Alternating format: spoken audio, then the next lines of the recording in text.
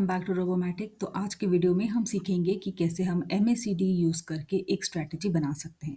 इसके लिए चलते हैं पहले ट्रेडिंग व्यू के चार्ट पे। यहाँ मैंने सेलेक्ट किया हुआ है स्क्रिप्ट निफ्टी 50 और इसे मैं बनाऊंगी 3 मिनट के कैंडल पे। इंडिकेटर्स में जाके हम टाइप करेंगे MACD। MACD यानी कि मूविंग एवरेज कन्वर्जेंस डाइवर्जेंस। इसकी डिफ़ॉल्ट सेटिंग वैसे तो 12, 26 और 9 की होती है और मैं सोच रही हूँ कि आज का स्ट्रैटेजी जो मैं बनाने जा रही हूँ वो मैं इसी डिफ़ॉल्ट सेटिंग के साथ ही बनाऊँ। ये जो आप देख रहे हैं नीचे इसे हम हिस्टोग्राम कहते हैं। तो ये मूविंग एवरेज कन्वर्जेंस डाइवर्जेंस है क्या एग्जैक्टली? तो इसमें हम दो मूविंग एवरेज यूज़ करते हैं। एक होती है हमारी फास्ट मूविंग लाइन, एक होती है हमारी स्लो मूविंग लाइन। ठीक है, तो जब हमारी फास्ट मूविंग लाइन यानी कि ये जो ब्लू लाइन है ये हमारी फास्ट मूविंग लाइन है। तो जब ये फास्ट मूविंग लाइन हमारे MACD के सिग्नल यानी कि स्लो मूविंग लाइन को नीचे से ऊपर की ओर कट करती है या फिर आप कहते हैं कि क्रॉस करती है या इंटरसेक्ट करती है, तब हमारा यहाँ पे कॉल बाई का सिग्नल जनरेट होता है। और इसके ठीक उल्टा रिवर्स सिग्नल जब हमें ऊपर से नीचे की ओर ये कट करते हुए दिखती है, यहाँ पे इंटरसेक्ट होते हुए दिख रही है जो हमारी फास्ट मूविंग लाइन है, हमारे MACD सिग्नल लाइन यानी कि स्लो मूविंग लाइन को ऊपर से नीचे की ओर काट रही हो, तब यहाँ पे हमारा पुट बाई का सिग्नल जनरेट होता है। तो इसे हम बनाते हैं, स्ट्रैटेजी को बनाने के लिए हम चलते हैं रोबोमैटिक के प्लेटफॉर्म पे।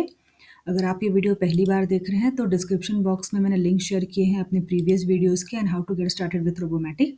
तो एक बार आप काइंडली उस वीडियोस को ज़रूर देख लीजिए, तो आपको ये आसानी होगा समझने में कि आप किस तरह से अपना लॉगिन आईडी वगैरह क्रिएट कर सकते हैं।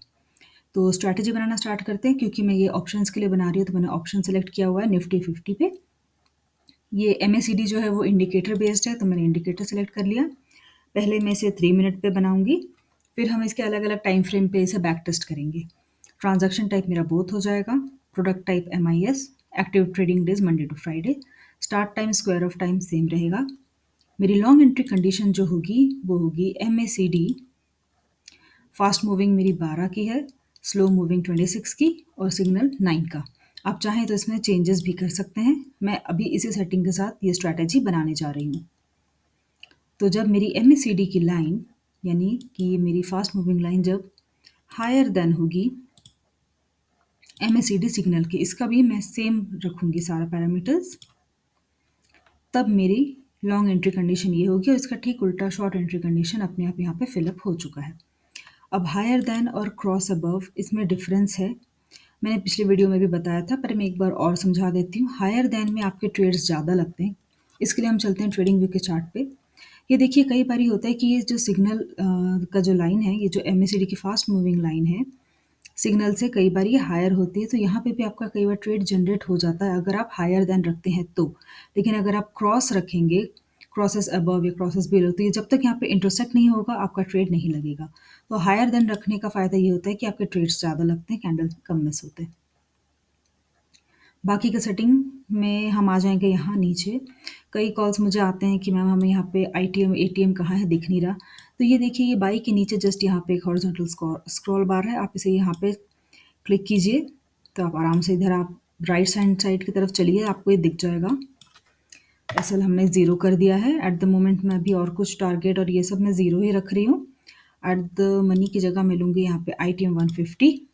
सेम यहाँ पे पुट बाई की कंडीशन भी मैं दे देती हूँ, SL मैं अभी ज़ीरो कर देती हूँ, ITM 150।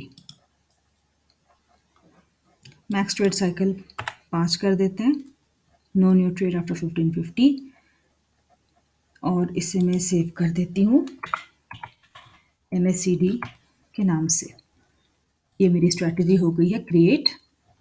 अब हम इसे, ये देखिए MACD 1 नाम से मेरी ये स्ट्रैटेजी क्रिएट हो चुकी है। अब आप चाहें तो इसे डिप्लॉय कर सकते हैं और बैक टेस्ट भी।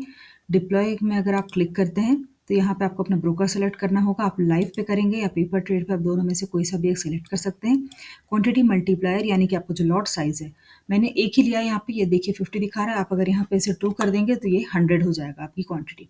ठीक है, अभी मैं इसमें कोई चेंजेस नहीं कर रही हूँ, ये जस्ट मैं आपको शो कर रही हूँ कि ये आप कैसे काम करता है यहाँ पे। ठीक है, बाकी स्क्वायर ऑफ टाइम आप मैक्स प्रॉफिट, मैक्स लॉस ये सब दे सकते हैं। Square off time 1550, terms and condition accept करके आप कर सकते हैं इसे डिप्लॉय। लेकिन किसी भी स्ट्रैटेजी को डिप्लॉय करने से पहले बैक टेस्ट करना बहुत ज़रूरी है, क्योंकि बैक टेस्ट से हमें काफ़ी आइडिया मिल जाता है कि इस स्ट्रैटेजी का परफॉर्मेंस पिछले 1-2 सालों में कैसा रहा है। तो पहले मैंने क्योंकि इसे 3 मिनट के टाइम फ्रेम पे बनाया है, तो 3 मिनट की कैंडल पे हम इसे एक बार बैक टेस्ट कर लेते हैं।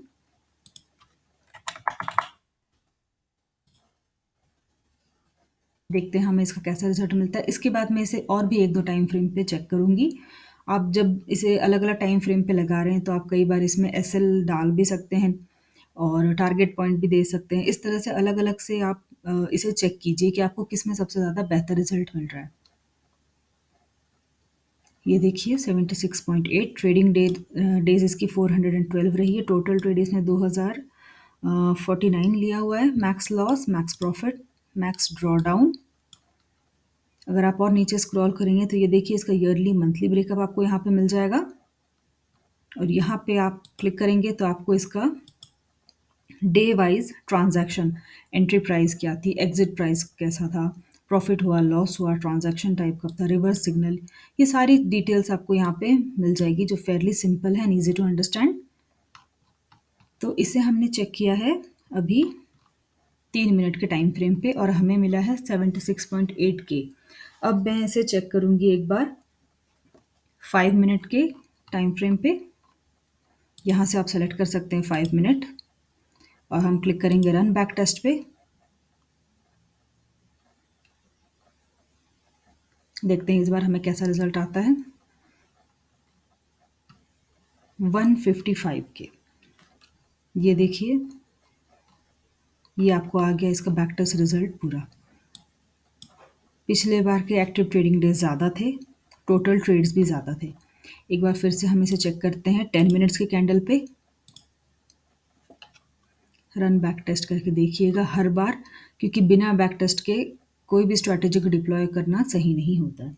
76.3 के। एक बार लास्ट हम इसे चेक कर लेते हैं 15 मिनट पे।